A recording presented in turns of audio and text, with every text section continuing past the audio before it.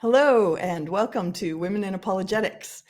My name is Laura Zeifer Powell, and I serve as a Christian apologist and Islam ministry specialist for Women in Apologetics.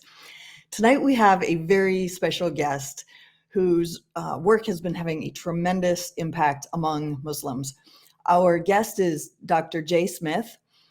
Dr. Jay serves as a missionary with the Brethren in Christ Church. He's an evangelist and a polemicist with several advanced degrees, and his knowledge of Islam, including its history, its sources, the Qur'an, the Hadith, the biographies of Muhammad. His knowledge is very impressive and tremendously valuable. But from more of a personal perspective, I want to say that Jay has a heart of gold. He wants to share with anyone who is interested in hearing the truth. He is passionate. He is compassionate. He longs to see Muslims know the reasons for the hope that we have. Dr. Jay was born and raised in India in a Muslim majority area.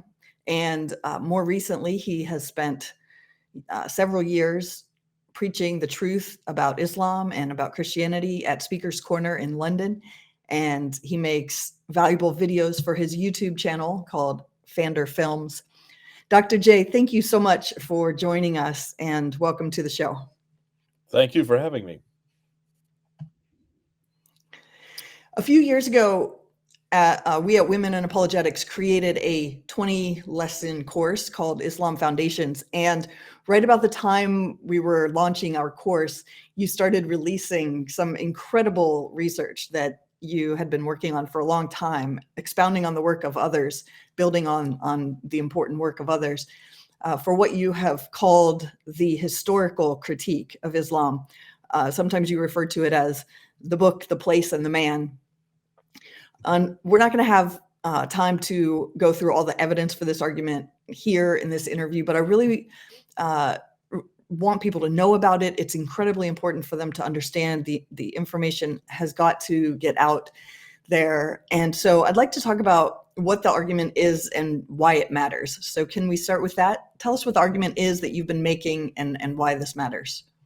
Yeah, I mean, this has been an ongoing work that I've been working on since 1995, when I did my first debate with Dr. Jamal Badawi. Dr. Jamal Badawi in 1990s was considered one of the foremost Muslim debaters, thinkers, scholars. There was no internet back then, so he wasn't on the internet, obviously, but he had put together about 300 videos, series on the Quran, and his disciples had asked me if I would be willing to debate him on the Quran, because I was coming up with this brand new material. Now, this brand new material is not really new. It's new to us, and that's why I say it's brand new to most of us who have studied Islam. It is the historical critique, and was created primarily in Germany back in the last century, in the 1920s. People like Noldecke and Schwally and Schacht and these kind of individuals have been working on this material for well over 100 years now, and it's they that are the ones who we really should give credit to. My namesake, the man who I name my YouTube after, Dr. Karl Fanders, is also part of that group. He is from Germany, though he was working even earlier on this, and he was working on the traditions. And what basically it starts from the premise that everything we know about Muhammad, everything we know about the Quran, everything we know about Islam and about Muslims and how it all originated, how it was created, has always come from a set of traditions. These are known as the Islamic traditions, and they really include four genres. They include the Sirah, which would be the biography of Muhammad. They include the Hadith, which would be the sayings of Muhammad.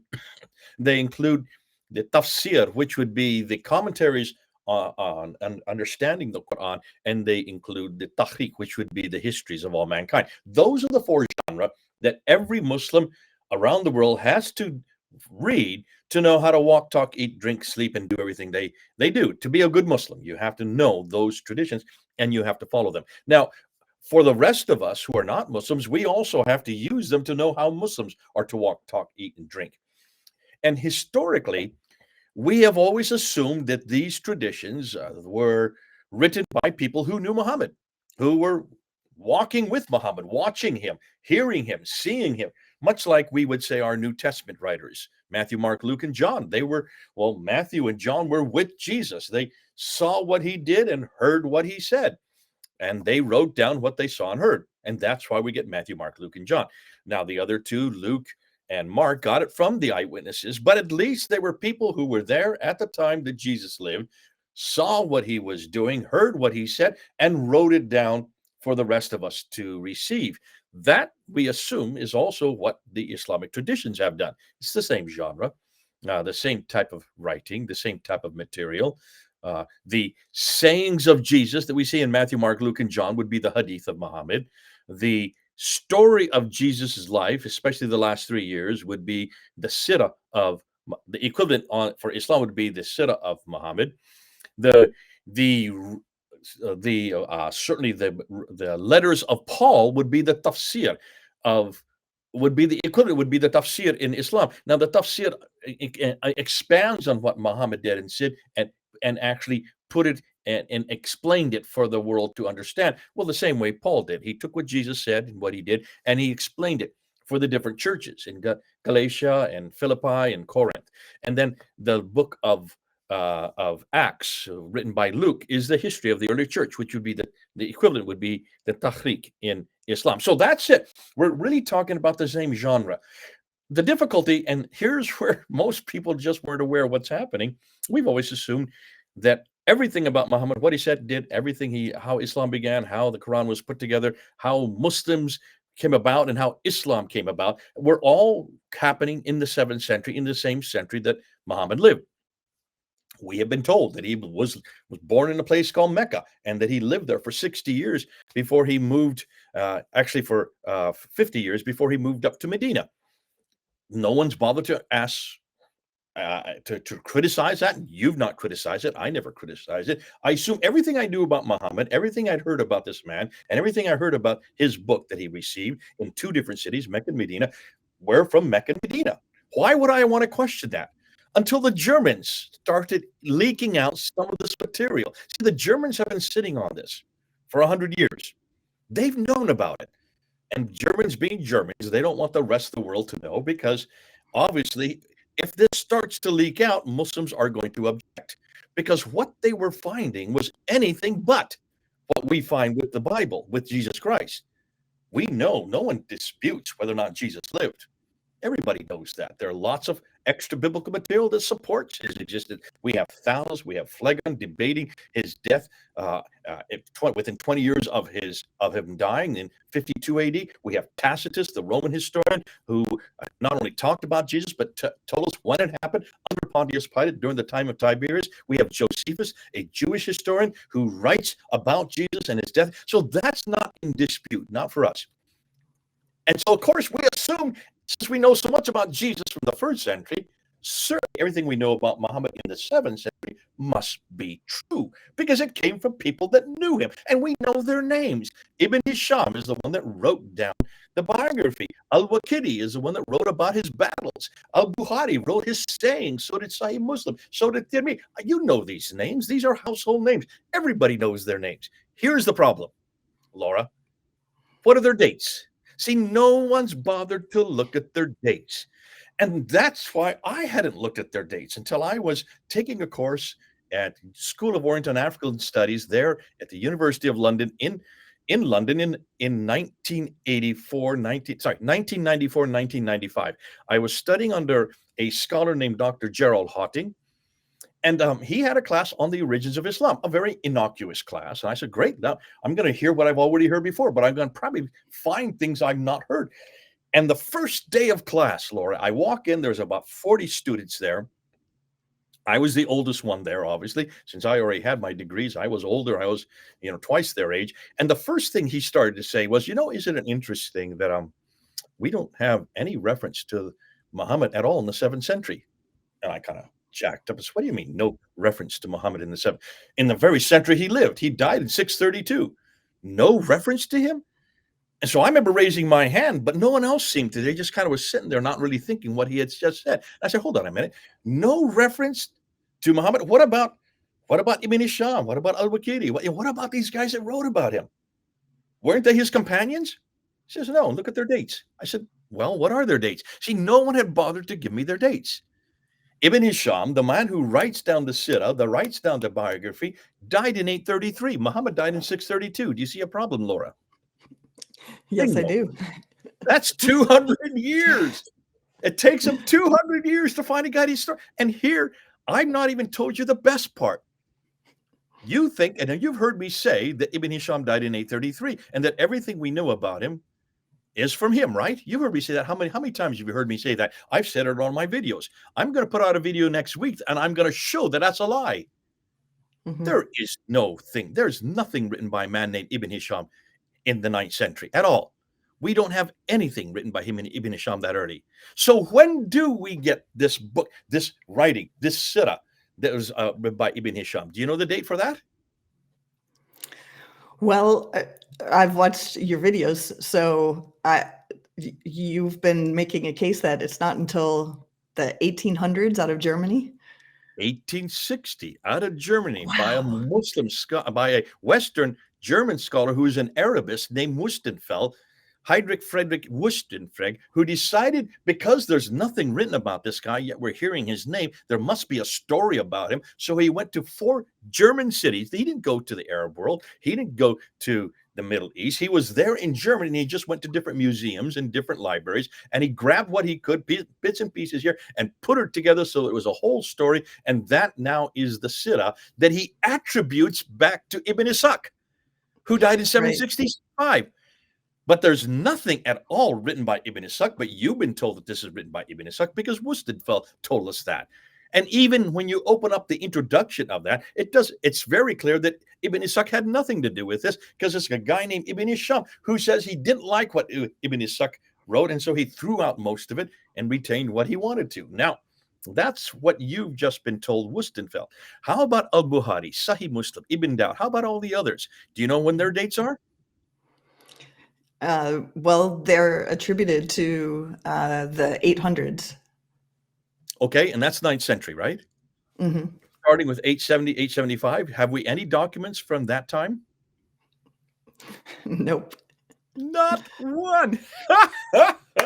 We don't have one, and you have no idea where I'm going to go next, and I'm not going to tell you because this has not yet gone on Fander Films. This is new stuff that's probably going to come out next week or the week after. We now know where these documents are, and they're nothing to do with the 9th century or the 10th century or the 11th century. In fact, almost everything we're finding about all these traditions are written during the Ottoman period. That's 1300 and later. But that has yet to go there. We haven't even opened that up yet. So that's the problem that we're doing. Now, that's just the source problem, and that's just from everything we know about it. It looks like almost everything we know about Islam, how it began, who this man was, what the book that he put together, and of course, where this city called Mecca is a much, much later redaction. Much later. How late? We're still uncovering that. Almost every week we come up with something new. That's why I'm not permitted. I don't want to tell you yet what I now know about Sahih Muslim, Ibn Dawud, Didmi, all these guys. None of them are from the 9th century. Though I've been saying that for how many years? I've been lying because I didn't know any better. This is the beauty of this kind of work. Now, that's the first problem. The biggest problem, though, is Mecca. Mecca is really the groundswell, because here, listen, Laura, you can say yes, but there was a guy named Muhammad living in the 7th century. And I said, yeah, there is. In fact, there are many Muhammads. In fact, it's quite a common name, but it's not a name. It's actually a title. And actually, you want to find out who this title is, which means the praised one. Who do you think the praised one was in the 7th century? Who is on the coins? Who is on the inscriptions? Look and tell me what you know. Now, you know the answer to this, Laura. And who is the praised one in the 7th century in Arabic? That would be, in Arabic? It's Jesus. It's Jesus. Jesus is the praised one. This is not a new word. Muhammad is all through Hebrew. It's all through the Mhm. Old Testament. It's there in Right. Song of Solomon 5:16. You can find it 11 times in the Old Testament. It always means the praised one, the altogether lovely, the beautiful one. Sometimes it even refers to the Messiah is the beautiful one, the praised one. Muhammad in Hebrew is the same as in Arabic. Muhammad, Mhm. Muhammad, M-H-M-D, because there is no vowels in Hebrew, just like there's no vowels in Arabic. You put the vowels where you want to. So you put it Muhammad. But you take the Mhm. MHMD and you put Muhammad or Mohammed or Muhammad, you can put whatever vowels you want to. It just became Muhammad in this late 7th century, so that's why it stuck. But you have to look at the antecedents for all this. So, what Right. Muhammad are we talking about? Well, in order for Muslims now to come up with their Muhammad, the Muhammad that they look at, they're going to have to prove to you and to me that there was a Muhammad living in a place called Mecca that didn't even exist. Yeah, Bingo. and this is fascinating. I've mentioned this to a few close friends, and they kind of roll their eyes because when they haven't heard the evidence yet. But the evidence is quite compelling. So yeah, uh, I loved this part of your presentation about Mecca because I came into it very, very skeptical as well. I'm like, oh, these are the same arguments that atheists have been making about Christianity. Jesus probably didn't exist, and the Bible's really late, the New Testament's really late after his life, and things like that. But there's quite the difference here. So yeah, please tell us a little bit about Mecca. Well, here's the beauty of it. This argument has been around, these arguments, it's plural, have been around since the 1800s for Christianity. It was Wellhausen, it was the school in Tübingen, again, Germany. It was the Germans who were attacking the historicity of Jesus. And God bless them for doing that because we were caught with our trousers down. We had not Right, done this work ourselves. We were the right, ones that were looking at like a deer in the headlights, and we didn't know where to go because we had never asked these questions ourselves. We didn't think mhm, we needed to. The Germans were the ones that started demanding if you believe in a man named Jesus in the 1st century, then you've got to place him there. You've got to find references to him. You've got to prove that he existed, that he lived in a place called Jerusalem, that he died on the cross, and that he rose again 3 days later. That's what we want you to prove. Now, that's a perfectly legitimate question to ask. And it's a perfectly legitimate question they did ask. And it right, decimated the church. It right, decimated the church in Europe. And the church has never recovered. But see, that's because we hadn't done our homework. So we right, got about to look for it. But in order to look for it, what are you going to have to do? You're going to have to find evidence from the 1st century, right? Not the right, fourth, not the sixth. You've got to go to the century that Jesus lived. Otherwise, no right, one's going to listen to you. They shouldn't, and I wouldn't listen to them either. You've right. got to find reference. But here's the problem: how can you find evidence from pieces of papyrus that have all been disintegrated? Because papyrus, everything was written on papyrus to talk about this person Jesus. How are you going to find anything from the 1st century if it's all written on papyrus? It's just interlocking leaves that disintegrates within 100 years. So there's nothing we would expect to be there. And yet, Mhm. look what we're finding. We're finding all kinds of documents. We're finding Yeah, all kinds of references. So that's why this whole corpus of questions that were coming out in the 1800s and the 1900s have really been a boon to us as a church because it has supported, it has substantiated, and it has given history to the man that we know did walk and did talk and did die and did rise again. That's why that no longer is really of concern to the secular world. They know that there's no longer a problem there. Dr. Gerald Hunting, the first day of class, introduced himself and he says, I'm a historian. I am also a linguist, and I spent 20 years trying to confront the Bible. Actually from a Jewish background. He's from a Jewish background. And I wanted to confront the historicity of the Bible, especially the New Testament. And I wanted to find everything I could find wrong. So I spent 20 years. I learned the languages. I learned Aramaic. I learned Arabic. I learned Hebrew. I learned all the Nabatean Aramaic. I learned everything from that part of the world. And I then spent 20 years trying to find something wrong. After 20 years, I finally gave up. But hold on a minute. He had the languages, he had all the tools in his toolkit. He knew about redacted criticism and source criticism and form criticism and textual criticism. He had already learned all these criticisms in his former work. So he said, well, why don't I apply these criticisms to Islam?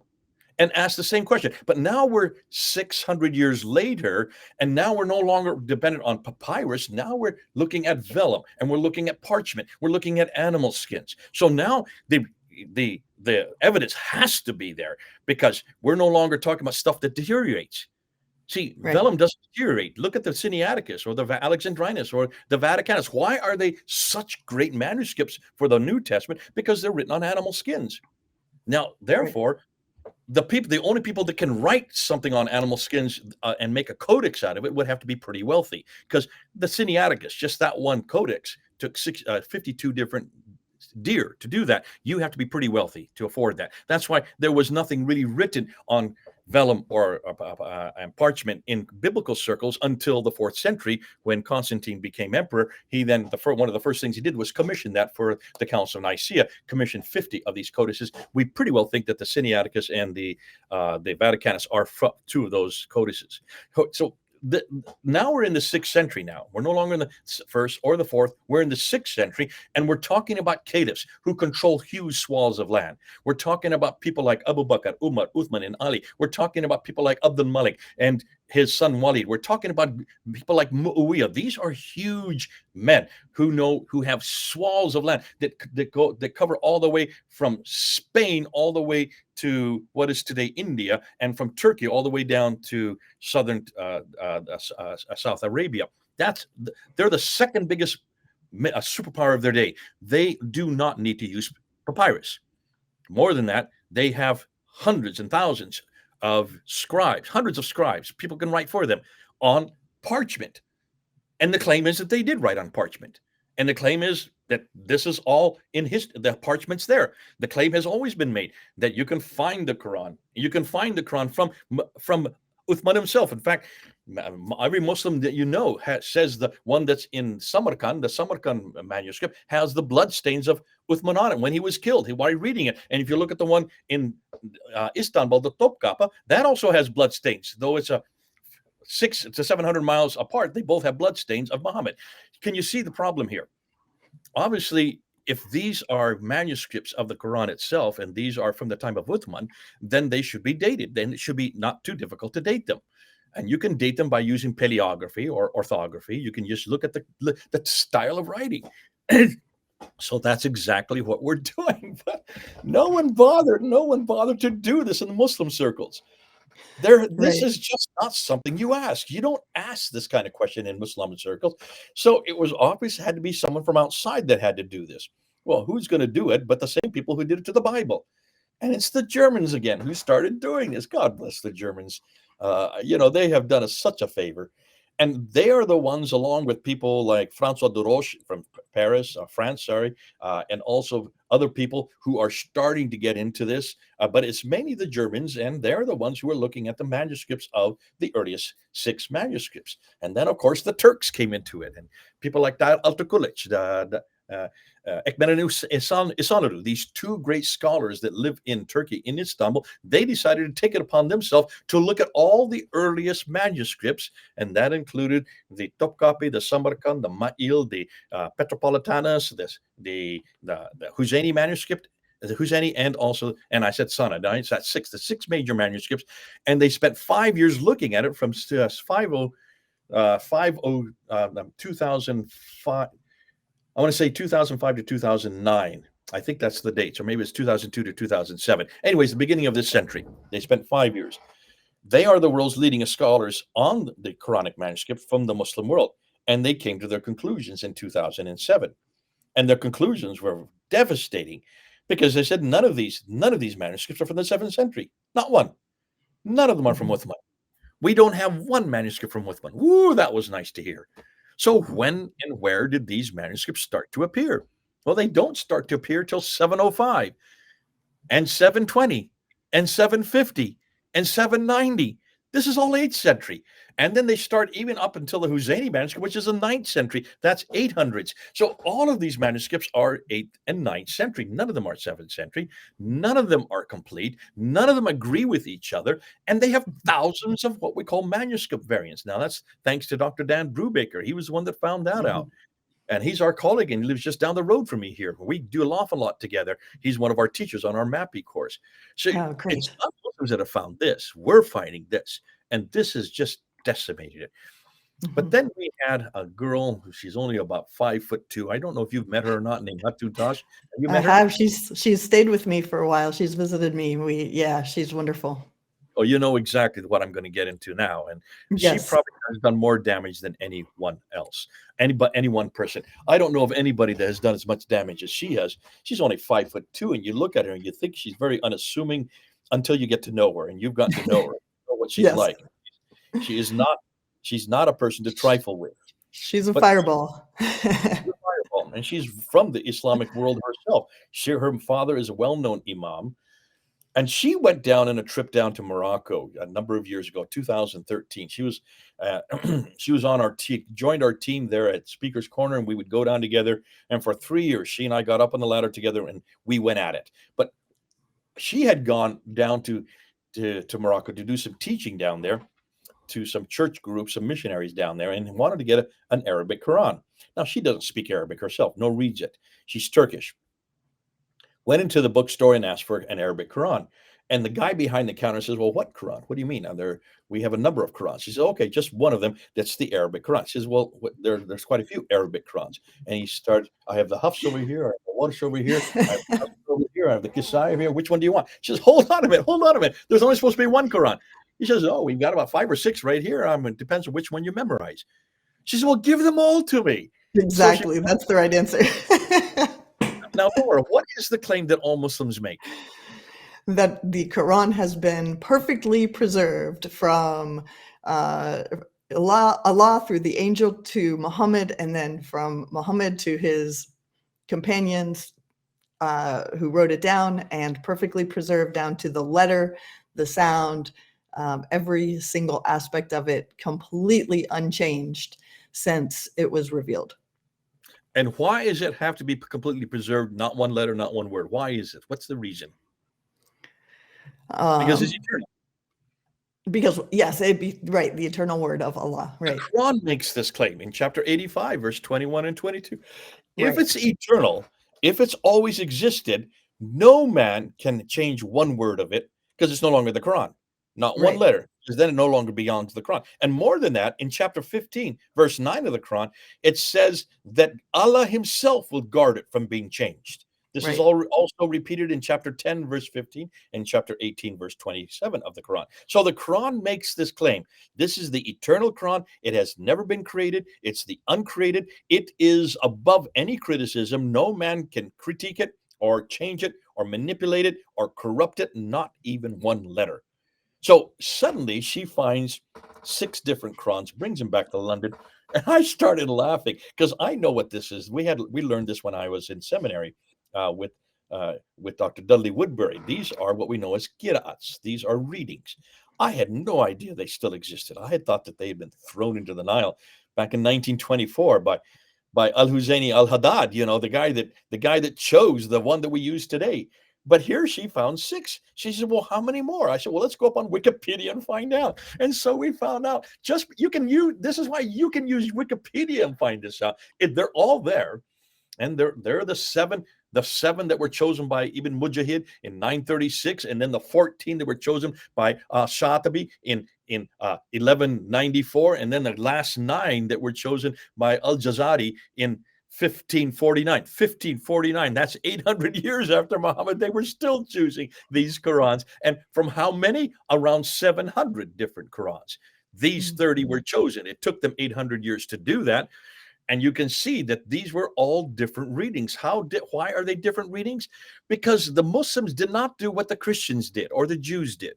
Whenever a new manuscript was finished, or whenever it was written out by hand, or whenever it was copied, what's the first thing you do when you get a brand new copy? You open its pages, right? And you read Mhm, it, right? That's mhm. called textual criticism. And you compare it with the model, or you compare it with the codex that is the standard work, standard receptus. You Right, need to do that. You compare it letter with letter, word with word to make the claim. If you're going to make the claim that not one word and not one letter has been changed, then I assume you've opened the book to read it, right? right. None of them had. Not one person had opened one page or read one line. So, how did these 30 get chosen, and why were they chosen above and beyond all the other 670? What happened? They were chosen out of popularity, whoever had the most students. It was assumed they already knew they were different. They didn't look at any page. They just wanted to see who had the most students. It was a popularity contest. Only one case, Warish was chosen because he came from Cairo and they didn't have anybody. They didn't have a Quran from Cairo, so they had to get one from Cairo. So they chose Warish. Other than that, everybody else was chosen for popularity. What a stupid, idiotic reason for choosing. That proves that Muslims don't even know the first thing about textual criticism. That's why you can see why they were caught completely unaware when we brought these down to Speaker's Corner and held them up in 2016. We just held them up for the whole world to see.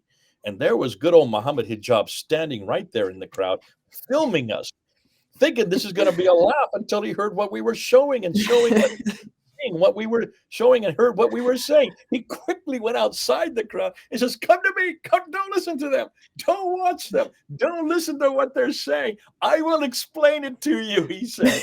Right. June of 2000, I think it was June or May of 2016. Well, he really did a great job of explaining, because 4 years later, he still didn't have an answer.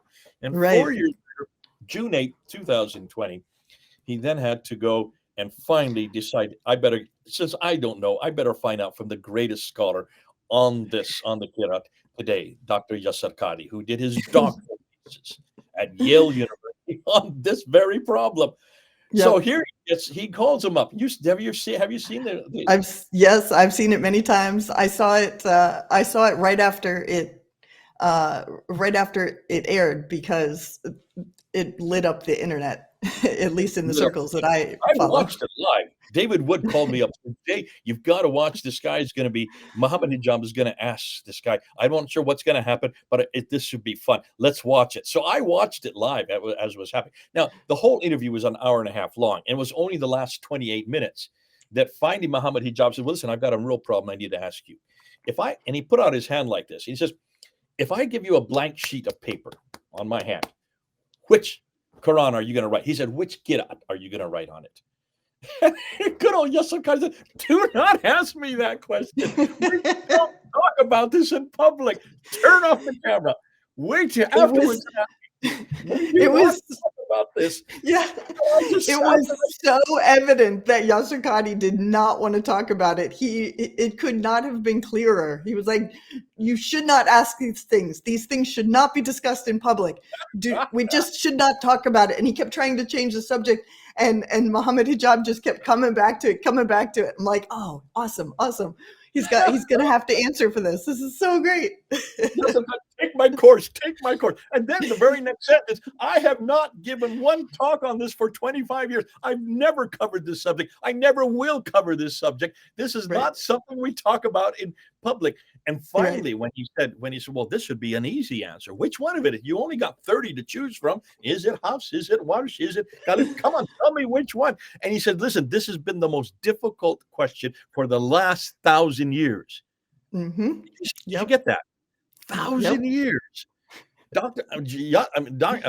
Jazari in the 15th century wrote 80 different papers on this and could never come to a conclusion. He spent his whole life writing about this, and he is the one that chose the last 9 because they had to be included. And he said, and when Muhammad Hijab said, "Well, why is this such a problem?" And I thought it was great the way he responded. He said, "Listen, there are certain questions we just don't ask of the Quran. We have a respect for the Quran. There's a red line. We don't go beyond this." And so Muhammad said, "So was that your crisis of faith that you had that we've all heard about at Yale University?" He said, "And did you see his right?" No, not crisis of faith, crisis of knowledge." And then he did a mantra. "I am so sure that the Quran is the word of God, that it is absolutely, completely, there is no absolute problem whatsoever, but this caused me a crisis of knowledge." And he says, "Yale, they don't have any red lines. You can ask anything you want." Oh, my goodness. Right, exactly. That these scholars of the West have come leaps and bounds over the last 100 years, and they're looking at us like the emperor with no clothes. Well, we were doing just that, watching this interview. And then he coined his one phrase that has now been used all over the world. And what was that? What did he say to Muhammad Hijab? You in the East. He's in London. Oh, he's in the East compared to Houston, I guess. You in the East, Your standard narrative has holes Holes in it. in it. Yes, there are holes in the narrative. Oh, I love that. We Yeah. run with it. And so we, of course, what standard narrative are they talking about? Standard Islamic narrative. It's not our Yes. standard narrative. We don't have holes in ours. Standard Islamic narrative, SIN. Sin has holes in it. We've known that for centuries. So Yep. this is, but it's the way he ended that was probably priceless. The very end, he finally was, Muhammad Hijab really needed an answer, and he put out his hand one last time. He says, "Listen, which Quran? You please just give me one." And he says, "You're pushing me. You're pushing me. I'm not. I can't answer this."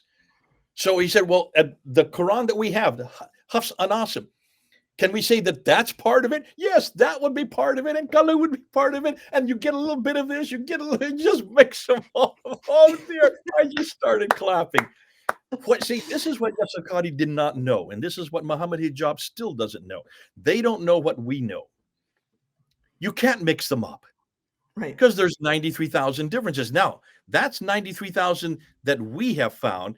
Shadi Nasser, who is the world's leading authority on the Qur'an, now has just gone public. He's just about ready to publish it. It's now over 100,000 differences. Wow. Not Wow. 93 anymore. It's soon to go Mhm. over 100,000. So Mhm. can you see these are not in these are completely different words, which means different meanings, which means different theologies, which means different practices. And when you stop and think, look at the damage this does to the Quran. But then Mhm. you can stop and ask, who is to blame for this? Well, the Muslims are to blame. If you're not going to have any standard textual analysis or any type of textual function in process that standardizes a text from the very beginning. I mean, even the story they have of Uthman when he goes and when Udaima goes up to the north and he has this battle in Azerbaijan and he defeats the Azerbaijani and then goes to a mosque along with other Muslims from Iraq and Muslims from Syria. And as they're reciting the Quran in the mosque, he hears different recitations. And he goes to blows against them and they start fighting with each other. And he comes back to Medina, says, "We've got to do something because I'm hearing different Qurans up there. Therefore, we've got to have one standard text." Remember, he says that. It's right there in Al-Bukhari, volume 6, hadith number 510. So it is Uthman himself who standardizes it. And what does he do with all the ones that disagree? He He burns grabs them. collects them and he burns them. So this is not orality. This is not dialectical differences. This is not something you say. This is written dialectical differences, which is absolutely impossible in the 7th century. You cannot have dialectical differences in a written text without the Dhamma, the Kasar, and the Fatha. And those didn't exist in the 7th century. And you can't even see what letters you're talking about to have different wordings without the dots in them. And those dots didn't exist in the 7th century. So you can see even that is an error. But here, once he standardizes it, that means that should have been the codex that was used for all the others. But Right. remember, that codex that he sent to all the cities, if he didn't, listen, we don't even know if there was a Uthman that existed. I don't think there ever was an Uthman because we don't have any reference to him. But even let's just say, go for hypothetical reasons, let's just go ahead and assume that he did. And he sent it to all the 5 cities, Mecca, Medina, Basra, Kufa, and then Damascus. If he sent it to those 5 cities, they would be a written text without any dots and vowels, right? Mhm. Mhm. So how are you going to read if it has no dots and vowels? There is the problem. You've got Right. to somebody when the dots are finally introduced, the na, the ta, the tha, the ba, and the ya. Once those 5 dots are introduced to make the 5 different letters, who's going to decide who puts what dots where? That's the problem. And Right. so they allowed everybody to put their dots where they wanted to and put their vowels where they wanted to. That's why Shadi Nasser says that there was no standardization, and that was such a plethora of Qurans that started to be created in 6 different cities: Basra, Baghdad, Damascus, Mecca and Medina, and then also Cairo. One was in from Cairo. These 6 cities, they were proliferating. Everybody was putting their own dots and vowels, and people started memorizing those different variations.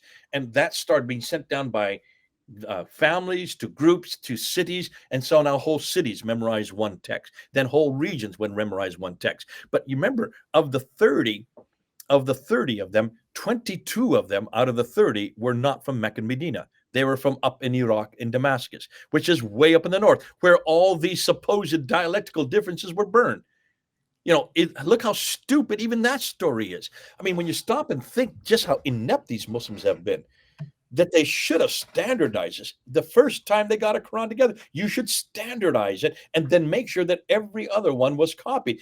I assume that's why he sent these 5 copies to those cities. What happened to those 5 copies? Show me one.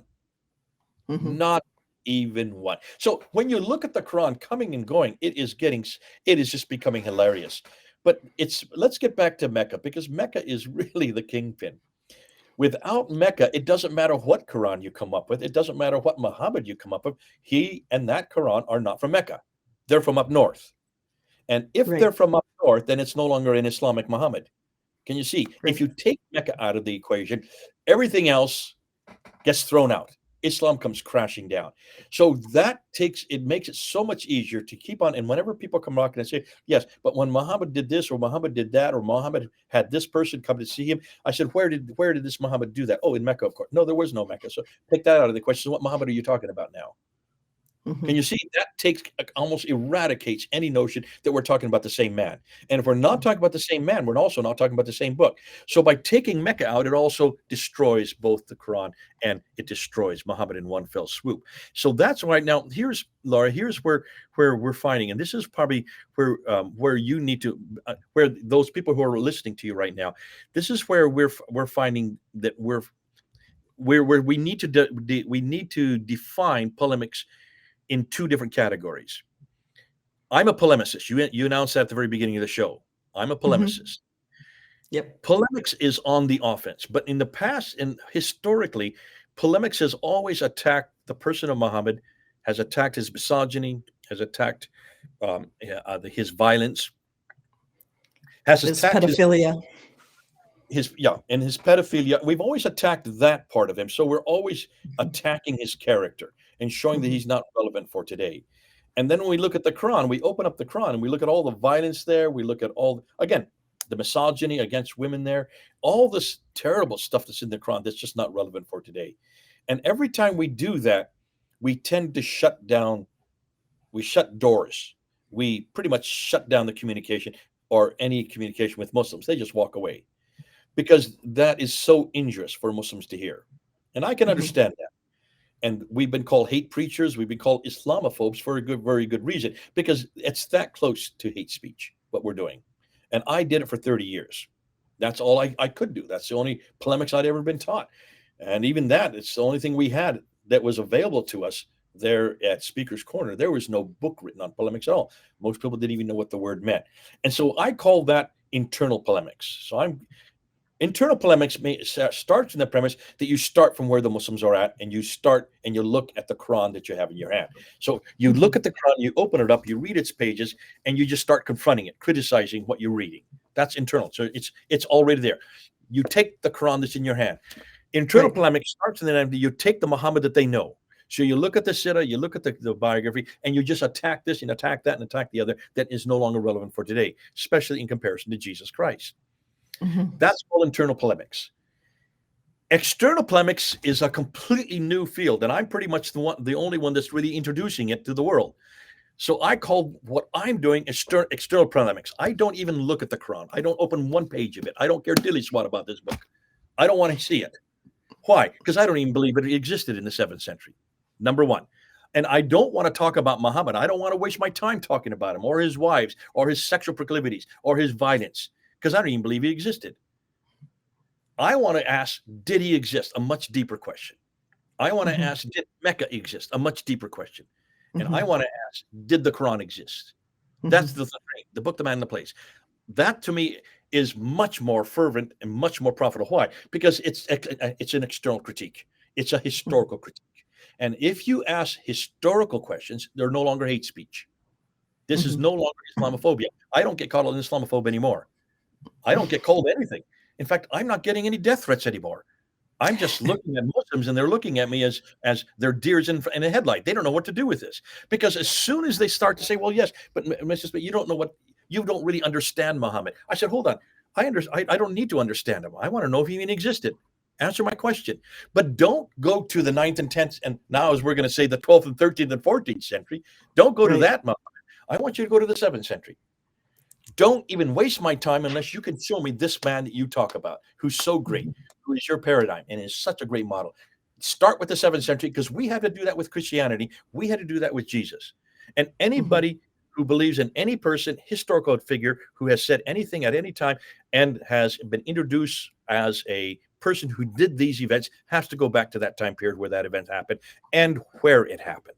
So I want you to go to Mecca and show me where this man was in Mecca. I want you to go to the 7th century and show me where this man is referred to. I want you to find one piece of evidence for this man in Mecca from the 7th century. That's all I'm going to ask. And yeah, and this right, and this argument also avoids the common response from Muslims that, oh well, you just don't understand Arabic perfectly enough. It's just bingo. So Let me show you. Excellent.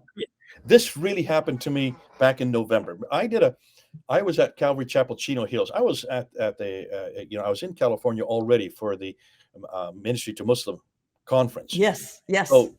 So since I was there, our biggest supporting church is Calvary Chapel, Chino Hills. And Jack Hibbs, who's the pastor there, is a church about 14,000 people. It's a huge church. And so when he heard that I was in town, he says, Jay, could you take my Wednesday night for me? Which he usually does. And I said, okay, yeah, I'm here. I've flown here. Let me just take your Wednesday night.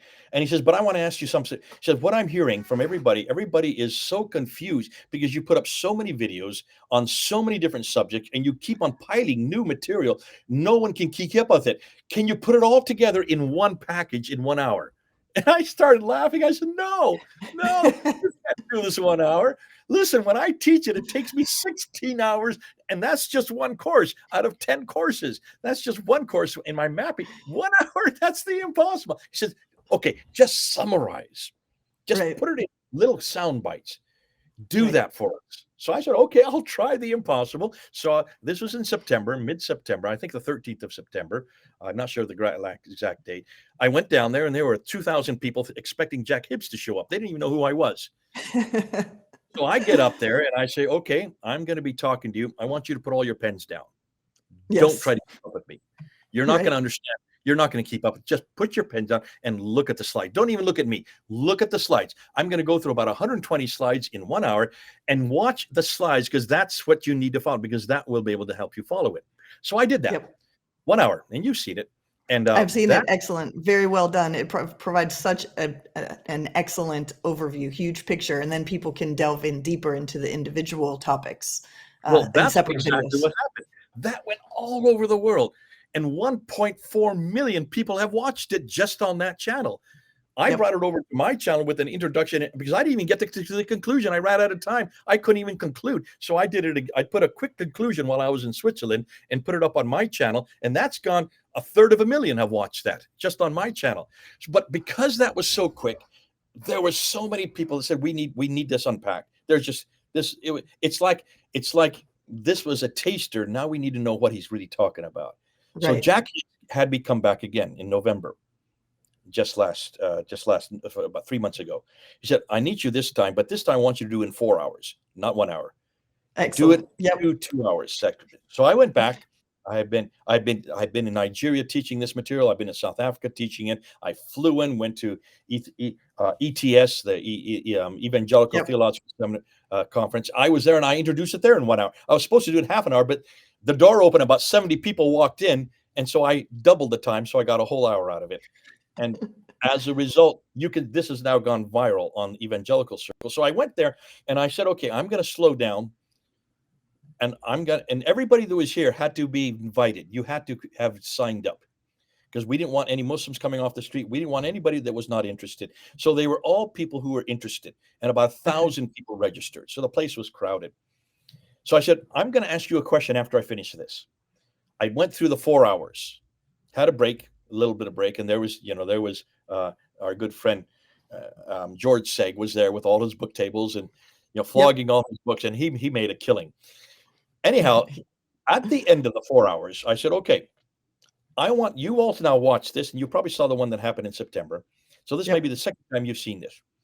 How many of you understood 100% of what I just said, and about 90% raised their hand. About 900 people raised their hands. Wow. I said, okay, why? How is it you understood it? And they all started telling me. Now, this is not on the film. They all started telling me. They said it's all visual. Yeah. You're showing us timelines. You're showing us Right. maps. You're showing us coins. You're showing us rock inscriptions. You're showing us buildings. And you're making so it's visual. We don't even have to argue it. We don't even have to Right. argue. We just have to give each one of these slides to our Muslim friends. And then they said, the other thing about it is we don't have to know a word of Arabic. In fact, you told us, don't worry, I'm not going to ask you to learn a word of Arabic. You will be able to understand every argument without even knowing one word of Arabic. This has nothing to do with Arabic. This Right. is all pre-Arabic. Yep. If anything, if you really want to know where the Quran comes from, you better start learning Aramaic. You better start Right. learning Hebrew and Hebrew. Greek, Ethiopic, because that's where the Quran comes from. It comes from all kinds of language, not Arabic. Arabic is what it became, and Arabic is where it got corrupted. It's the Arabic that corrupted it. That's why 24% of the Quran no one can understand, including the Right. scholars, because of Right. this corruption. So I said, okay, well, how many of you could actually teach this? If I gave you the PowerPoint, how many of you would be willing to teach it? And about 500 raised their hands. Now, what does that tell you, Laura? Well, I know what it tells me. If that many people can learn it that quickly, if it's that easy, and they said the other thing about it is it's politically correct. You haven't said anything that is hate speech here. You haven't said anything that people are going to say, how dare you? You've hurt my sensibility. You haven't said anything at all that's injurious because you're asking neutral questions that are historical questions. And I said, this is music to my ear. But the most important thing about this, and this is really what I want to tell your viewers as well. This material that we're putting out there, this external critique, this historical critique that I call, this material should only be done by Christians. I don't want the atheists. I don't want the humanists. I don't want other people who all want it. I don't want them to use it. Why? Because I really believe this is the Achilles heel of Islam. This will destroy Islam. But what are they going to replace what they destroy? What are they going to replace it with? They have nothing to replace it with. Yeah. Probably possibly the worldview of whoever is sharing this with them. I would think that if atheists are going around sharing this information and saying that's why there's no God, or that's things like that. So we don't want that, right? They love God. They already know God. Right. They believe in God. Why would I want to destroy that faith in God? I don't want to destroy that faith in God. I just want to bring it back to a better God, a bigger God. Exactly. The true God. A non-deceitful God. A God that has always existed. They already know Jesus. They call him Isa. They've just gone the wrong Jesus. Let's bring him home to a better Jesus, a bigger Jesus, and certainly away from Muhammad. Get them away from Muhammad, back to Jesus. They already have a high view of Scripture. Look what Yasser Qadi would say. We have a respect for the Quran. We don't ask certain questions. I want to retain that respect. But I want them to have a respect because the Bible answers every question. It does not have red lines. There is no red lines for the Bible. You can ask any question of the Bible. Let's bring them home. We're the only ones that should be using it because we're the only ones that have an answer. We're the only ones that have an antidote. We're the only ones that have a response. Amen. Absolutely. Yeah. Unfortunately, we're going to have to close here soon. So tell us quickly where people can find this information, and we'll also share the YouTube channel. Yeah. You got it up there. Just come up to Fander Films and follow with us because I'm putting up videos. I also have it on Sira International with Al Fadi. I usually introduce a lot of the new material with him first, then I bring it over onto my channel. He and I go down to a professional studio and we record these usually 40 to 60 episodes at a time in a 2-day period. And then I fly home and then I come back exhausted. And then once he finishes that, then I bring it over to my channel. But like some of the newest stuff I'm going to be putting up on my channel, like this new stuff that you haven't heard about yet. When did the traditions actually get written down? That's going to blow this whole thing open. And that's going to be coming out in about 2 or 3 weeks. So it just gets better and better. Yeah, well, I'm excited. I will definitely be watching. Dr. J, thank you so much for taking the time to be with us today. I have absolutely loved every opportunity I've ever had to engage with you. I highly encourage our listeners to go to your YouTube channel, Fander Films. Check out Short the, So it's PFAN. yes, that's right. Yes, PFANDER It's Films. German spelling. That's why it's named after Dr. Karl Fander. Yes, and there it is on the screen. Perfect. Check out the hour and 12-minute presentation. Then is there a 4-hour presentation up there as well? And though, if you go up on Fander Films, you need to go to, first of all, probably the best thing to go to about 4 months ago, where it says Jay shuts down Islam's origins in 1 hour at Calvary Chapel. That Okay. one. That's the one that's 1 hour Okay. long.